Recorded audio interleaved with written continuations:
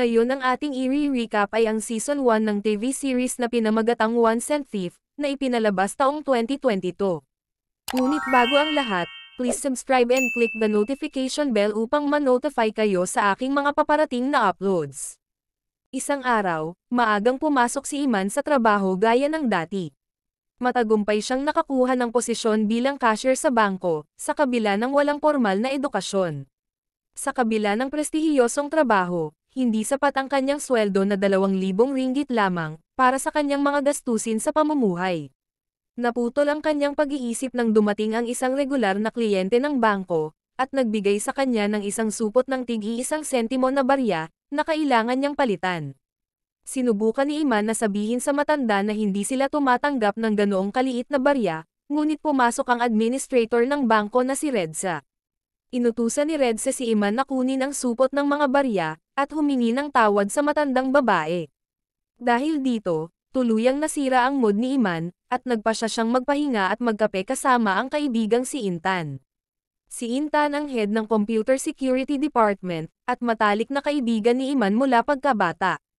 Gayunpaman, hindi siya makakasama kay Iman sa sandaling iyon, dahil sinabi sa kanya ng kanyang boss na si Irene, na merong system breach. Dahil dito, humingi ng tulong si Intan sa kaibigan, naalala niya kung gaano ito kagaling sa computer mula noong nag-aaral. Nahanap ni Iman ang isang digital karma program sa system, na lumabas na napakatalino at mahirap tanggalin sa server ng bangko. Makalipas ang ilang minuto, nagawa ni Iman na linisin ang system ng malicious program, at isave ang pera ng mga kliyente. Pinasalamatan siya ni Intan dahil dito, ngunit kahit sa sandaling ito, hindi magawa ni Iman na sabihin kay Intan na gusto niya ang kaibigan. Bukod dito, si Iman ay gumawa ng isang malubhang pagkakamali, dahil inalok niya si Intan ng latte, nakalimutang hindi ito umiinom ng kape na may gatas. Sa gabi, natagpuan ni Iman ang kanyang sarili sa isa pang hindi magandang sitwasyon. Hawak-hawak ang kanyang tiyan, nagmamadali siyang pumasok ng bahay, ngunit ang banyo ay inookupahan ng kanyang ama na si Karim. Ilang saglit pa, lumabas ng banyo si Karim, at habang si Iman ay nakahanap ng ginhawa, sinabi nito ang tungkol sa bago nitong negosyo. Ginugol niya ang huling pera sa mga black cumin tablet, na ayon sa mga marketer, ay maaaring magligtas ng mga buhay. Sinabi ni Karim kay Iman na malapit nang maubos ang lahat ng tableta, at ipinangako na ibabalik ang pera para sa renta ng apartment. Nagsagutan ang mag-ama, at pumasok si Iman sa kanyang silid, ngunit makalipas ang ilang minuto, nakarinig siya ng kakaibang ingay. Paglabas niya, nakita niya ang kanyang ama na walang malay sa sahig. Inatake sa puso ang kanyang ama, at dumating si Intan sa ospital upang suportahan ang kanyang kaibigan. Sinabi ng doktor sa binata na ang kanyang ama ay nangangailangan ng operasyon, ngunit nagkakahalaga ito ng 60,000. Humingi ng loan si Iman sa kanyang boss, ngunit tumanggi si Redse na magpahiram sa kanya ng malaking halaga.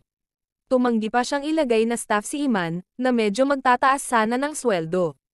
Pagbisita sa kanyang ama sa gabi, hindi alam ni Iman kung ano ang gagawin, o kung paano ililigtas ang matanda. Lalong nagiging seryoso ang sitwasyon, nang makaharap ni Iman ang mga dating kaibigan ng kanyang ama. Nanghiram pala ng pera ang matanda sa mga lokal na gangster, at binigyan nila si Iman ng 2 araw para mabayaran ang utang ng kanyang ama.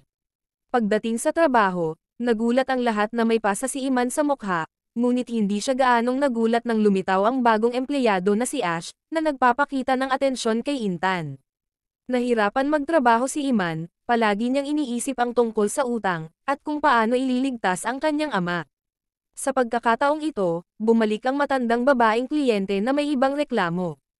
Hindi nasisiyahan ang matanda, na ang 1 sentimo ay binabawas sa kanyang account para sa service charge. Ang kanyang pagsigaw ay nagbigay kay Iman ng isang napakatalino na ideya. Naisip ni Iman na maaari siyang magnakaw ng 1 sentimo mula sa bawat account, na magbibigay sa kanya ng sapat na pera upang bayaran ang gangster, at iligtas ang kanyang ama. Dahil dito, ginugol ni Iman ang buong gabi sa paggawa ng isang malicious program, upang maisakatuparan ang kanyang plano. Itinago niya ang virus sa isang email at ipinadala ito sa inbox ni Redsa, upang makapasok sa system ng bangko.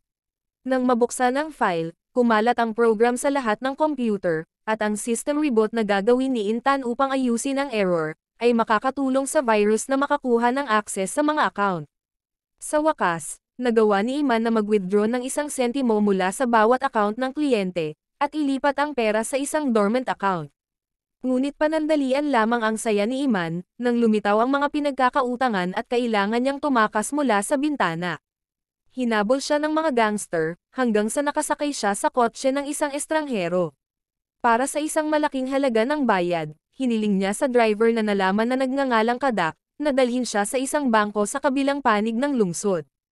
Habang nasa daan, inilipat ni Iman ang pera sa isang account, kung saan maaari siyang mag-withdraw ng 70,000.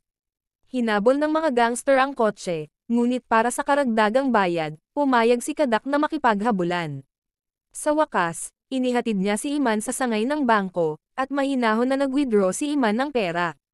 Ibinigay ni Iman ang kinakailangang halaga sa mga gangster, at binayaran si Kadak ayon sa kanyang ipinangako. Pagkatapos nito, si Iman ay nag-collapse sa lupa, napagtantong hindi na niya pwedeng balikan ang lahat. Ang natirang pera ay dinala ni Iman sa ospital, upang mabayaran ang operasyon ng kanyang ama. Kinabukasan, dumating siya sa trabaho na may masayang ngiti, hindi alam na nagsisimula pa lang ang kanyang mga problema. Sa gabi, binisita niya ang kanyang ama at iniisip ang katotohanan, na gagawin niya muli ang parehong pagnanakaw upang iligtas ang ama. Samantala, sa labas ng lungsod, pinatay ng hindi kilalang tao si Redza. Si Iman ay nagsimulang magkaroon ng mga bangungot, ngunit tiniyak niya sa kanyang sarili na ang mga ito ay kanyang imahinasyon lamang. Ginugugol niya ang kanyang libreng oras kasama ang ama, umaasa na ang ninakaw na pera ay hindi mapunta sa walang kabuluhan, at mailigtas niya ang buhay ng matanda. Nalaman ng bangko ang tungkol sa pagnanakaw, ngunit ayaw ng management na i-report ito sa pulisya para maiwasan ang panik. Gayunpaman, naging mas seryoso ang mga bagay, nang malaman ng bangko ang tungkol sa pagkamatay ni Redza. Natatakot ang lahat sa malagim na balita, lalo na si Iman na siguradong nangyari ang trahedya ng kanyang boss, dahil sa kanyang pagnanakaw. Ilang sandali pa, dumating ang head ng security na si Juan Zairol sa opisina. Inutusan ni Juan ang mga empleyado na manatili sa kanilang estasyon, hanggang sa dumating ang pulis, at sabihin ang lahat ng kanilang nalalaman tungkol sa insidente. Sinubukan ni Iman na manatiling kalmado, ngunit nang maalala ang email na ipinadala sa computer ni Redza, naging malinaw na kailangan niyang gawin ang isang bagay.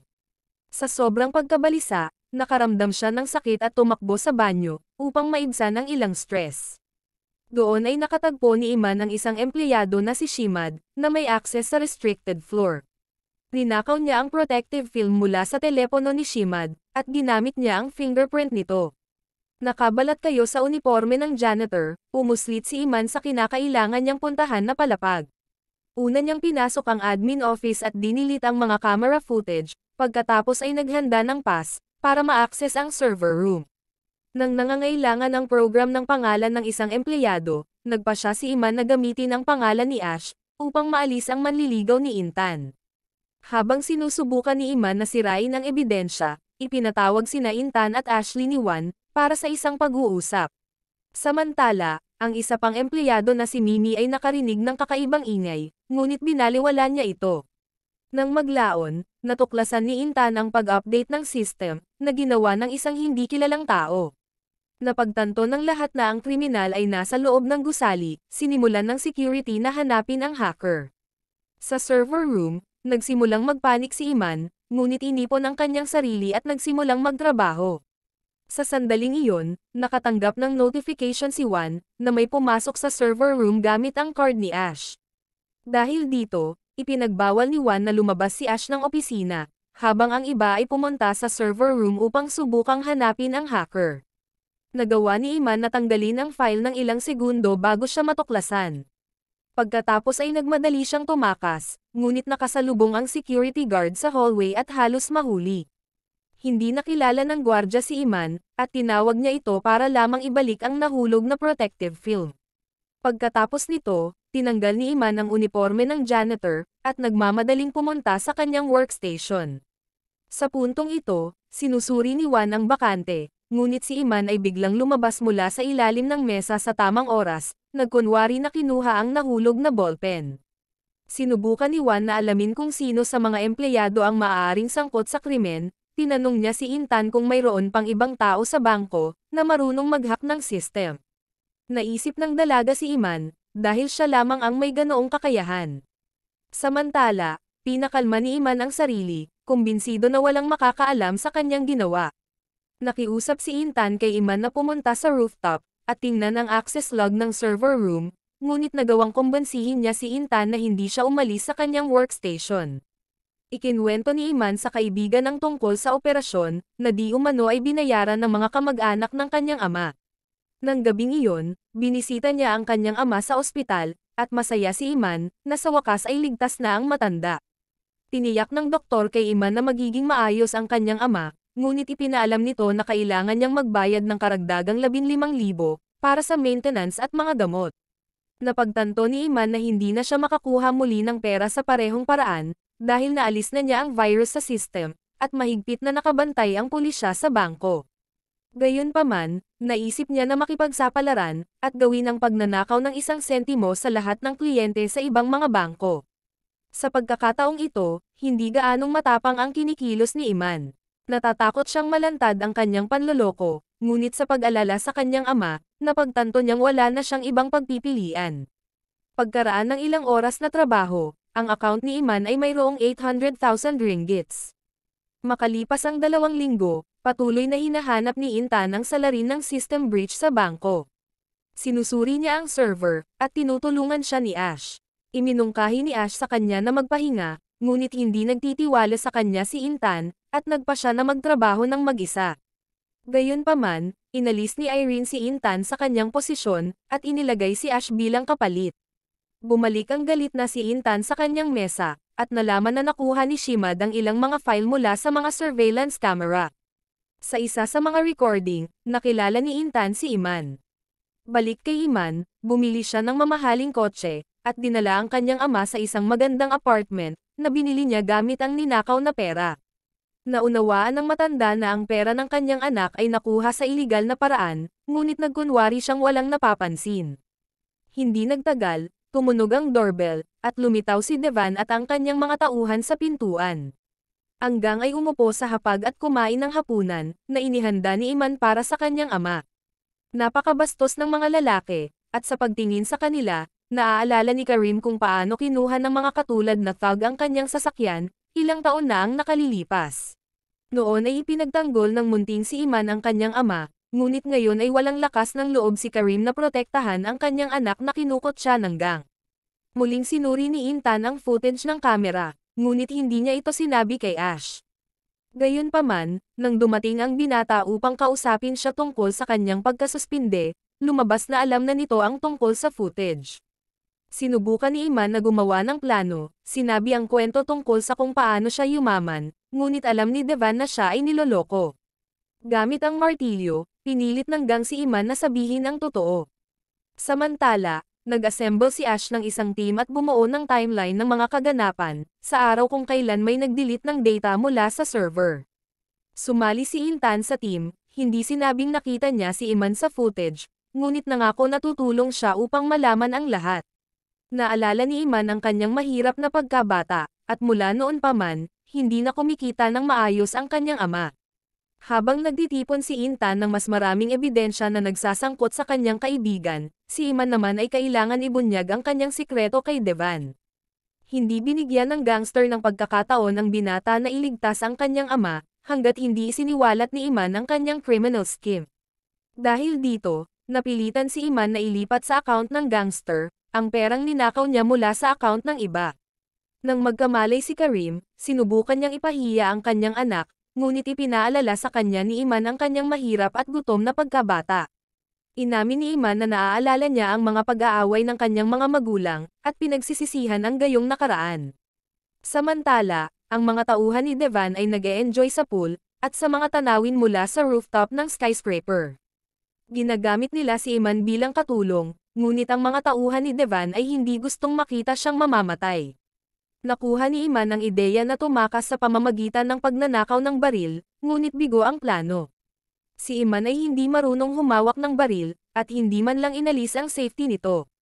Dahil dito, pinarusahan ng gangster si Iman, at ang kanyang ama ay walang magawang tinitingnan ang kanyang anak. Bumalik sa alaala ni Iman kung paano umalis ng bahay ang kanyang ina, nang hindi man lang siya niyayakap at nagpaalam. Naisip ni Iman na iwanan na ang kanyang buhay, ngunit sa wakas ay nag-ipon ng lakas ng loob si Karim, at itinutok ang baril sa isang gangster. Di nagtagal, natuklasan ni Ash na tinanggal ni Intan ang isa sa mga file na binigay ni Shimad. Tinanong ng binata ang kanyang kaibigan kung kailangan niya ng tulong, ngunit tiniyak ni Intan na wala siyang sikreto. Sa totoo lang, nakahanap ang dalaga ng ilan pang footage, kung saan kitang-kita ang mukha ni Iman. Samantala, nakatakas si Iman at ang kanyang ama, ngunit nahanap sila ng gang sa parking lot at pinagbabaril. Halos hindi maabot ng mag-ama ang kanilang sasakyan, ngunit sa wakas ay nagawa nilang magmaneho palabas ng gusali. Hindi sumuko ang gang at nagsimula ang habulan sa kalsada. Gayunpaman, ang kotse ni Iman ay naubusan ng gasolina, at ang mag-ama ay kailangang magtago sa makipot na kalye ng lungsod. Ang puso ni Karim ay nagsimulang humina, at siya ay naubusan ng lakas. Kailangang iwan ni Iman ang kanyang ama at tumakbong mag-isa, para maiwasang mahuli ng gang. Nagising si Intan mula sa mga alaala, maraming taon na ang nakalipas, nilabag din ng dalaga ang batas at tinuruan si Iman na gawin iyon. Noong panahong iyon, tila isang madaling laro lamang para sa kanya ang lahat, ngunit ngayon ay hindi niya alam kung ano ang gagawin, para iligtas ang kanyang kaibigan. Lalong naging mahirap ang mga bagay para sa dalaga, matapos itong makatanggap ng mensahe mula sa kanyang ina. Hiniling ng kanyang ina na magpadala si Intan ng pera, at hiniling sa kanya na huwag pumunta sa katapusan ng linggo, at sirain ang kanyang mga plano. Ilang sandali pa, tinawagan ni Iman ang kanyang kaibigan, at pinapapunta siya sa isang abandonadong construction site. Nang makitang nasa masamang kalagayan si Iman, dinala siya ni Intan sa kanyang bahay. Samantala, sa kanyang lungga, pinapakain ni Devan ang kanyang mahinang ama. Natutuwa ang gangster sa pagdurusa ng matanda, dahil malupit ang pagtrato nito sa kanila ng kanyang ina, maraming taon na ang nakalilipas. Pinapanood ni Karim ang eksena sa malapit, nang makita kung paano tretuhin ng gangster ang kanyang ama, napagtanto niya na wala siyang pagkakataong mailigtas. Habang naliligo si Iman at naririnig ni Intan ang pag-agos ng tubig, nagpasya siyang tingnan ang computer ng binata. Gayunpaman, hindi ito natuloy buksan ni Intan, dahil lumabas na si Iman at kinuha ang laptop. Humingi si Intan ng mga paliwanag, ngunit tumanggi si Iman na magsalita tungkol sa kanyang mga problema, at tiniyak kay Intan na nahulog lang siya. Pinadalhan ni Devan si Iman ng video kung saan muli siyang gumamit ng martilyo, upang kumbinsihin ang binata na puntahan ang kanyang ama. Samantala, nagsimulang magkaproblema si Intan, dahil sinabi sa kanya ni Ash na hiningi ni Irene ang lahat ng mga file ng video mula sa mga kamera. Hiniling sa kanya ng binata na ipadala sila sa opisina, kabilang ang kanyang mga tinanggal. Sinamantala ni Iman ang pagiging abala ng dalaga sa usapan at umalis. Napagtantong hindi niya ito kakayanin ng mag-isa, nagpa siya si Iman na humingi ng tulong. Tumawag siya sa isang tao, at makalipas ang isang oras, bumaba ang binata sa underworld ng lungsod.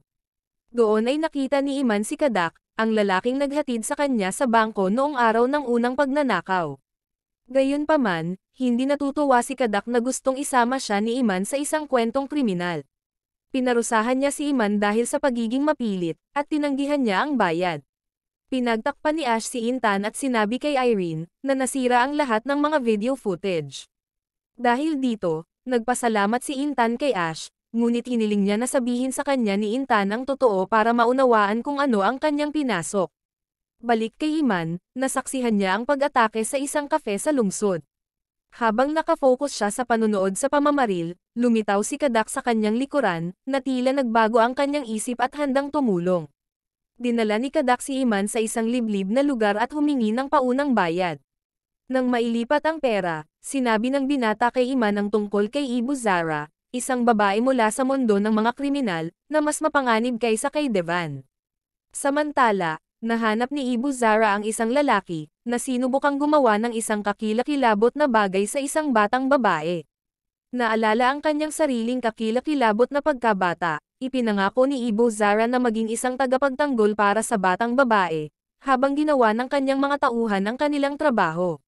Sa ibang dako, pinaparusahan ni Devan ang kanyang mga tauhan, at galit na galit siya na hinayaan nilang makatakas si Iman. Si Karim ay halos hindi nakaligtas sa pagsubok, ngunit tila narinig niya ang boses ng kanyang anak, na siyang nagbibigay sa kanya ng lakas. Si Kadak ay nag-set ng isang pagpupulong para kay Iman, na makausap si Ibu Zara.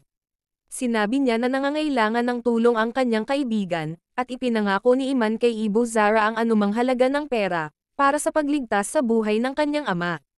Bilang patunay, inilipat ng binata ang unang bahagi ng kabuuan sa account ng babae. Gayunpaman, tumanggi si Ibu Zara na harapin si Devan, at sinipa sila palabas ng sasakyan. Ilang beses pinanood ni Intan ang video, at sa wakas ay nagpa siya na sabihin kay Ash ang lahat. Pumunta siya sa lugar ni Ash, at sinabi sa kanya na itinago ni Iman ang katotohanan.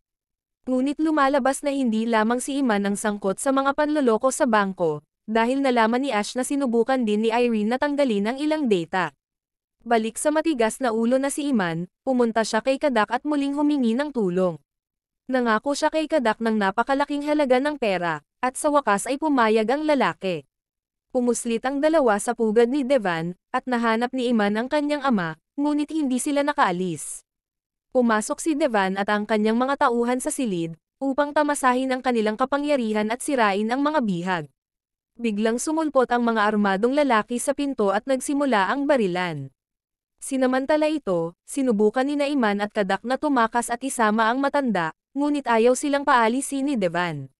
Sa gitna ng kaguluhan, isang putok ang narinig, at biglang bumagsak si Devan sa sahig, habang nakikita ni Iman si Ibo sa harapan niya. Napalaya na ng binata ang sarili mula sa gang na humahabol sa kanya, ngunit tila nahulog naman siya sa mga kamay ng isang mas mapanganib na gangster. Nasuka si Iman dahil sa lahat ng nangyari, ngunit dinala siya ni Kadak at ang kanyang ama, upang hindi sila mahulog sa mga kamay ng pulis. Mula pagkabata, magaling na si Iman sa mga computer program, at palagi siyang ipinagmamalaki ni Intan. Ito ngayon ang naging bangungot ng dalaga, habang siya ay nakatulog sa apartment ni Ash. Nang magising si Intan, naghahanda si Ash ng almusal para sa kanilang dalawa, at nagmungkahi na ipagpatuloy ang talakayan tungkol sa sitwasyon. Gayunpaman, bago iyon, hiniling ni Ash na sabihin ni Intan ang tungkol sa kanyang sarili upang mas makilala nila ang isa't isa. Habang iniulat sa TV ang shootout sa lungga ni Devan, napagtanto ni Iman na siya ay nahaharap sa seryosong sitwasyon. Nakumpirma ang kanyang pangamba, nang kumatok sa pinto ang isang tauhan ni Ibu Zara, na humiling kay Iman na sumama sa kanya. Nang maglaon, nalaman ni Intan na binayaran ni Iman ang pagpapaopera ng kanyang ama sa isang private clinic. Naintindihan ni Intan na kahit papaano ay nakakuha si Iman ng pera, ngunit hindi niya alam ang tungkol sa mga ninakaw na sentimo at hindi niya alam ang sistema. Bukod pa rito, sinubukan ni Intan at Ash na alamin kung ano ang ginagawa ni Irene sa computer. Iminungkahi ni Ash na suriin ang lahat ng mga logs, kung saan dapat na naisave ang otorisasyon ni Irene. Balik kay Iman, dinala siya sa bahay ni Ibu Zara, kung saan nagre-record ito ng panayam, tungkol sa kanyang mga ginagawa sa charity. Tinutulungan ni Ibo ang mga single na babaeng ina at mga inabando ng anak. Hiniling ni Ibo kay Iman na tulungan siyang buksan ang zipper ng kanyang damit, at sa kanyang likod ay nakita ni Iman ang isang kakilakilabot na peklat mula sa kanyang nakaraang buhay. Sinubukan ni Iman na intindihin kung ano ang gusto ng maimpluwensyang babae sa kanya, ngunit hindi nagmamadaling magpaliwanag si Ibu Zara. Sa halip, dinala niya ang binata sa sentro ng lungsod, sinabi sa kanya ang tungkol sa mga kawalan ng katarungan sa buhay, at nag-alok sa kanya ng trabaho.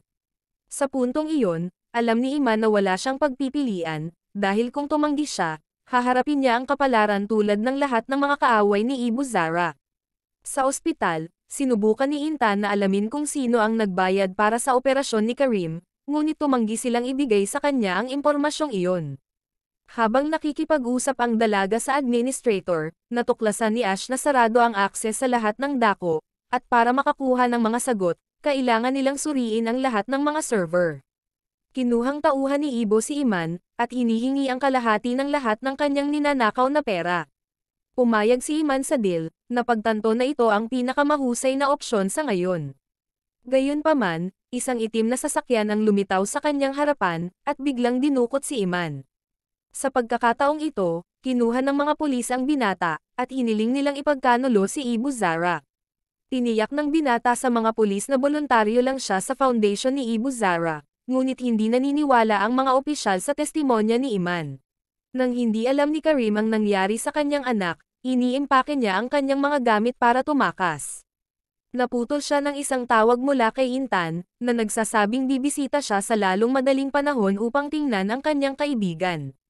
Sa sandaling magkamalay ang binata, tumawag ang kanyang ama at hiniling sa kanya na pumunta kaagad sa lumang apartment. Nakauwi na ang matanda nang dumating sina Ash at Intan.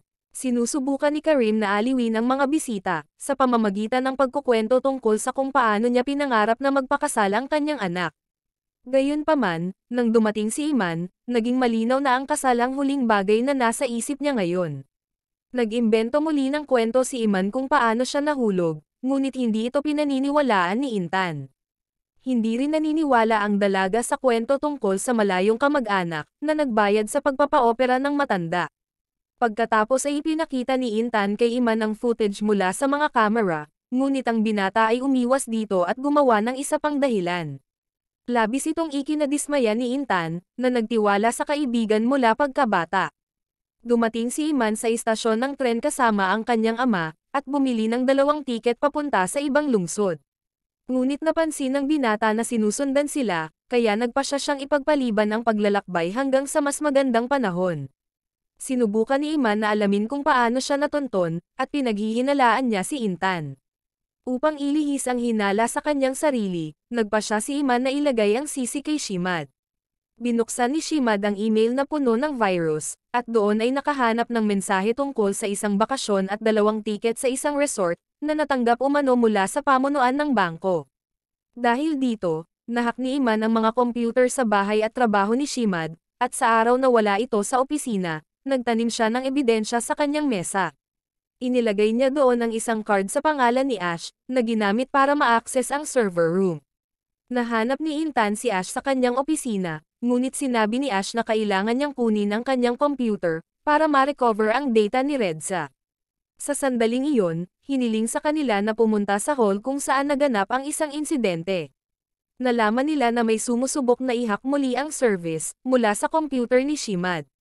Sa kabila ng lahat ng pag-iingat, naghinala si Intan na kasangkot si Iman sa bagong pag-atake, ngunit ang trail ay humantong kay Shimad, kung saan ipinadala ang security service. Ang lahat ay nahuhulog sa gustong mangyari ni Iman. Ang hinala ay ganap na lumipat kay Shimad, at ang card sa kanyang mesa ay nagpapatunay nito. Dahil dito, si Shimad ay inaresto at kinuha mula sa opisina. Sa kabila ng kanyang tagumpay, si Iman ay nagdurusa sa pagkakasala. Huminto siya para harapin ang stress, ngunit dinukot muli ng mga pamilyar na pulis na gustong ipagkanulo niya si Ibu Zara. Gayunpaman, hindi sumuko si Iman, at tiniyak niya sa pulisya na wala siyang alam tungkol sa kriminal na buhay ni Ibo, at hindi siya titestigo laban sa kanya.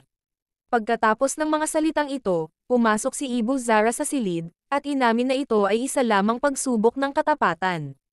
Bata pa si Iman nang ginawa niya ang kanyang unang panloloko. Sa tulong ng kakilala, ginawan siya nito ng libreng transit pass, at tinulungan siya ni Intan sa kanyang mga lihim na operasyon. Noon pa man, pinag-usapan ng mga bata na pera ang pangunahing problema. Umalis ang nanay ni Iman para sa isang mayamang kaibigan, habang ang mga magulang ni Intan ay hindi pa umuwi, dahil laging nagsisikap na kumita ng pera. Isang araw, sumama si Intan kay Iman upang bisitahin ang kanyang ina, ngunit tumanggi ang ina na lumabas dahil hindi niya kailangan ang kanyang anak. Palaging nag-aalala si Intan sa kanyang kaibigan, at ngayon ay lumapit si Iman sa kanya upang humingi ng tawad. Nag-usap ang magkaibigan, ngunit sa huli ay ipinagtapat ni Iman na aalis na siya sa bangko, dahil nakakuha na siya ng trabaho bilang web developer sa isang kumpanya.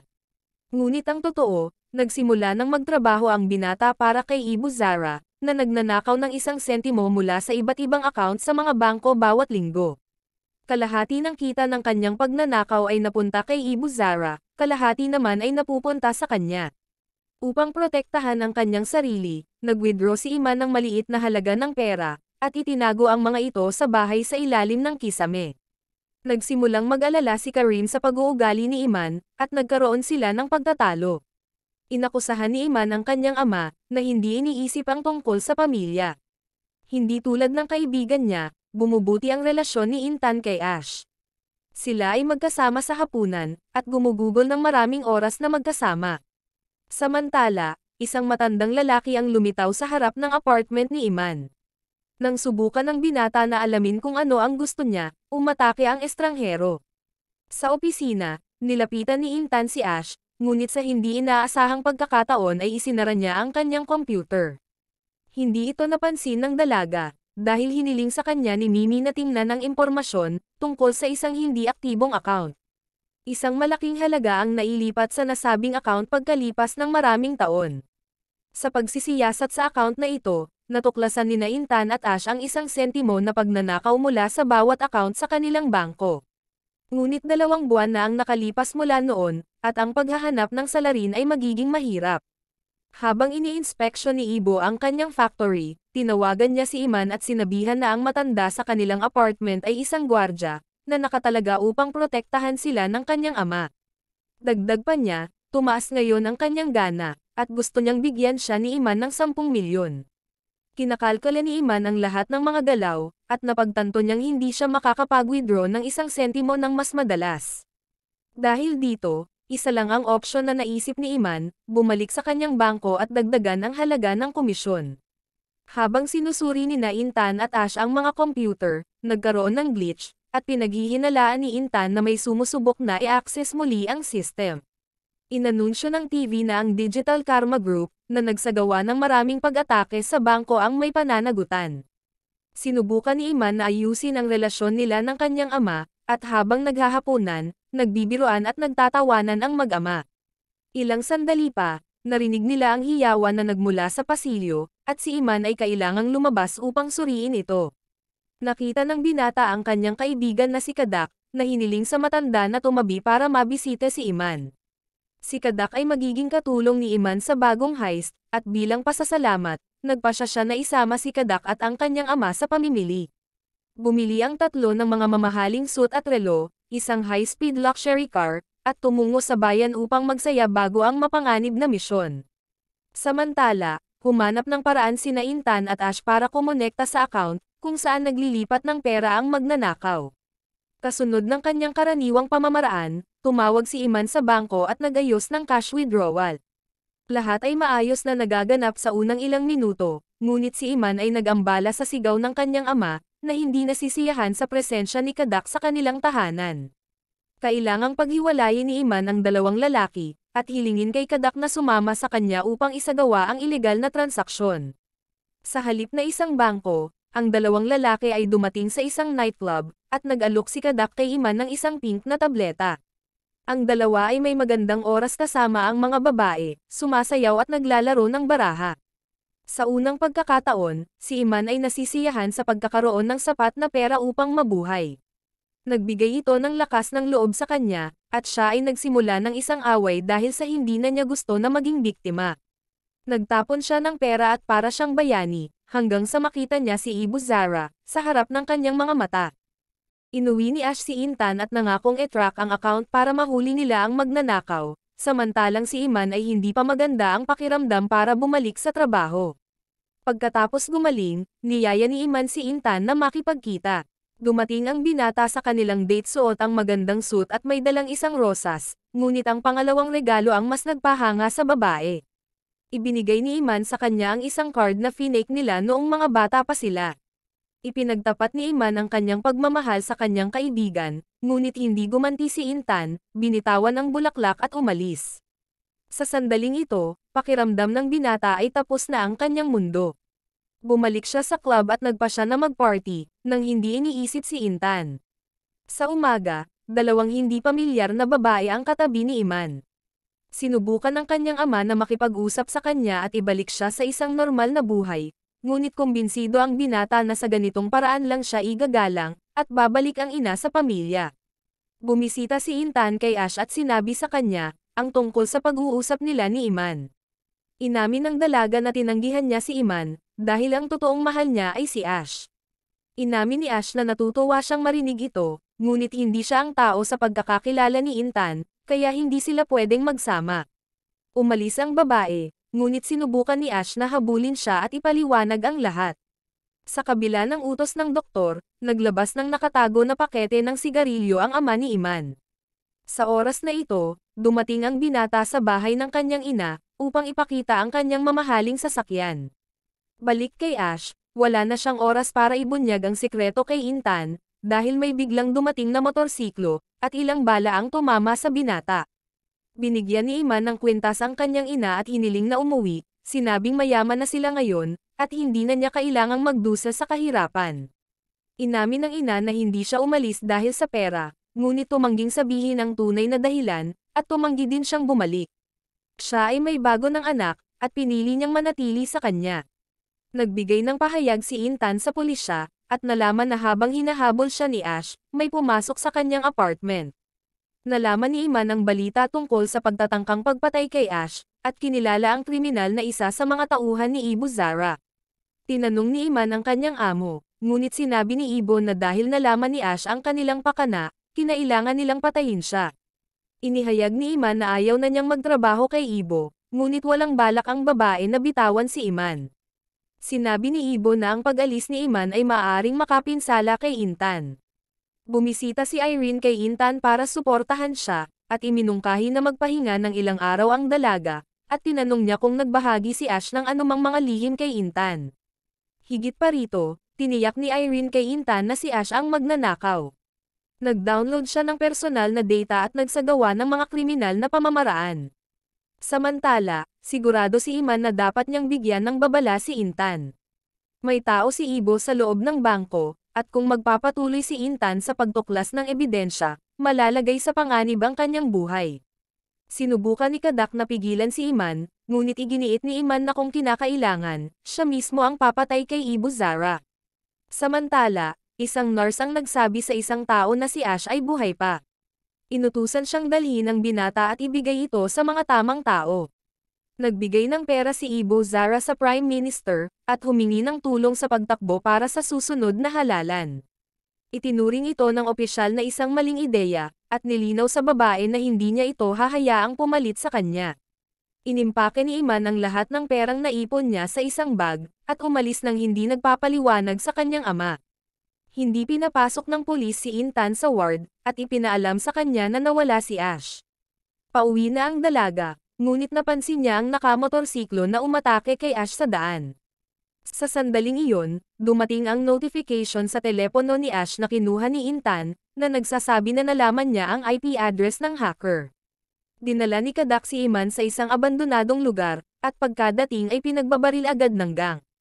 Gayunpaman, ang mga lalaki ay inimbitahan sa loob, at sila ay tumungo sa isang pulong kasama ang dating gang ng namatay na si Devan. Inatake ng lalaki si Iman dahil sa pagkamatay ni Devan, ngunit ang bag ng pera ay nagpakalma sa mga lalaki.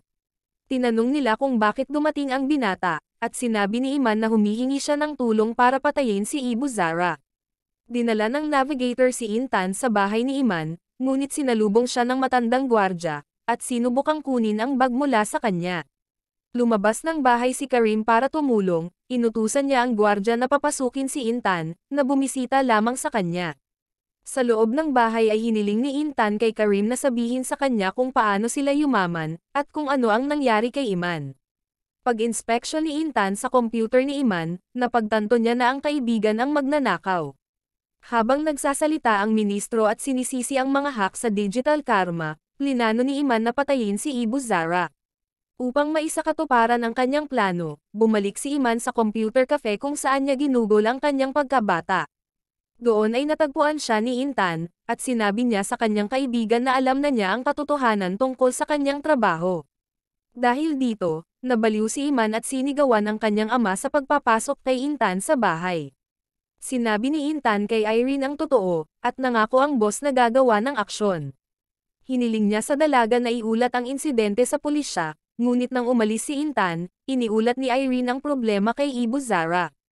Nagrente si Iman ng isang silid sa hotel para sa kanyang ama at bumili ng tiket sa tren. Hiniling niya sa matanda na umalis kung hindi niya ito makontakt sa isang tiyak na oras kinabukasan. Nagpaalam ang mag-ama, na pagtanto na hindi na sila muling magkikita. Dinala ni Intan ang pulis sa server room, habang naghahanda si Iman at ang grupo para salakayin si Ibo Zara. Dumating ang grupo sa cafe kung saan kumakain ang gangster at sinimulan ang operasyon. Gayunpaman, si Kadak ay naging isang traidor, at pinatay ang buong gang na binayaran ni Iman para patayin si Ibu Zara, maliban kay Iman na tanging natira. Dinala ni Kadak si Iman sa bahay ni Ibu Zara, at pinarusahan siya sa pagtatangkang ipagkanulo si Ibu, ngunit may mas masamang balita para kay Iman.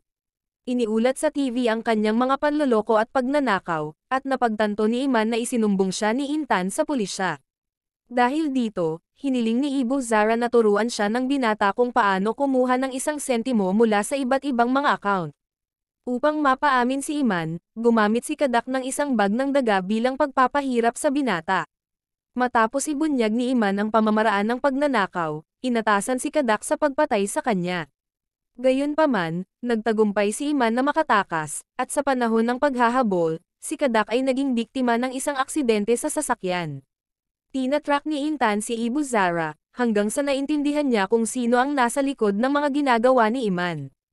Hindi rin nag-aksaya ng oras si Ibu Zara, pumasok siya sa silid ng ministro at ipinaalam sa kanya, na ang kasama nitong babae ay 16 na taong gulang lamang. Pinilit nito ang opisyal na isuko ang kanyang posisyon sa kanya. Matapos makatakas, pumunta si Iman sa bahay ng kanyang ina upang magtago. Namulat ang binata, at ipinagtapat ng ina na namiss niya si Iman nitong mga nagdaang taon. Samantala, nalaman na si Ibu Zara ay tatakbo sa halalan, nagpa siya si Iman na pigilan siya. Sinimulan na rin ni Intan ang paghuhukay ng impormasyon tungkol kay Ibu Zara, at nalaman ang tungkol sa malalaking transaksyon. Ngunit pinatigil ang dalaga ng mga tauhan ni Ibo na nagtatrabaho sa bangko. Dinala siya kay Irene, at napagtanto ni Intan na lahat ng tao sa paligid ay kasabwat. Samantala, dumating si Iman sa bangko at inutusan ang lahat na bumaba sa sahig. Nang marinig ito, sinubukang tumakbo ni Intan sa kanyang kaibigan, pero walang balak si Irene na madaling pakawalan ang dalaga. Hinihintay ni Karim ang anak sa istasyon, at nalaman ang tungkol sa mga kaganapan sa bangko mula sa mga screen, habang dumating naman ang SWAT team sa bangko. Pumunta si Iman sa server room para tanggalin ang virus, at maghanap ng mga ebidensya laban kay Ibu Zara. Ngunit nang magsimulang magtrabaho ang binata, tinutukan siya ni Intan ng machine gun. Humingi ng tawad si Iman kay Intan at inutusan siyang tumawag ng pulis, dahil handa siyang sumuko. Dinala ng mga pulis ang ama ni Iman, at hiniling ng matanda sa kanyang anak na wag nang gagawa ng anumang kalokohan.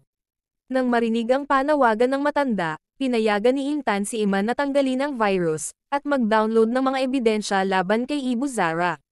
Sinubukan ni Juan na patayin si Iman bago dumating ang mga pulis, ngunit nakialam si Intan sa pakikipaglaban, at upang iligtas ang kanyang kaibigan, pumagitna si Iman at sinalo lahat ang mga bala.